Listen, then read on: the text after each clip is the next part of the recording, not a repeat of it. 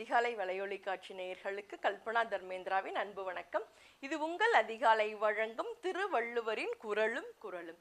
இன்னைக்கு நம்ம 24வது குறள் பார்க்கிறோம். இந்த குறள், உரனென்னும் தோட்டியான் ஓரைந்தும் காப்பான் வரனென்னும் வைப்பிற்கோர் வித்து.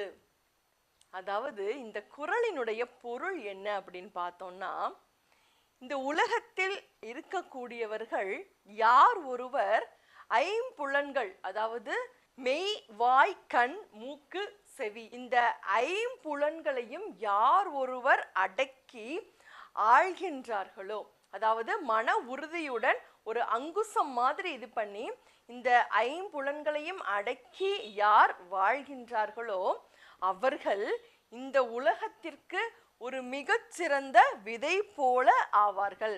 அப்ப என்னாகும்?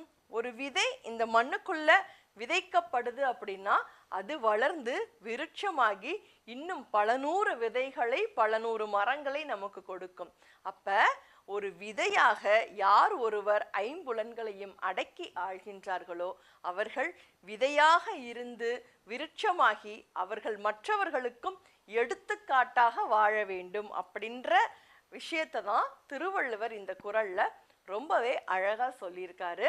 உரனென்னும் தோட்டியான் ஓர் ஐந்தும் காப்பான் வரனென்னும் வைப்பிற்கோர் வித்து அப்படின்னு. மீண்டும் ஒரு குறளில் சந்திப்போம். இது உங்கள் அதிகாலை வழங்கும் திருவள்ளுவரின் குறளும் குறளும். நன்றி. குறளும் குறளும் உலக பொதுமறையாம் திருக்குறள். காணத் தவறாதீர்கள் அன்பு நெஞ்சங்களே. ஒவ்வொரு நாளும் ஒரு திருக்குறளோடு உங்கள் அதிகாலையை உற்சாகமாக தொடங்குங்கள்.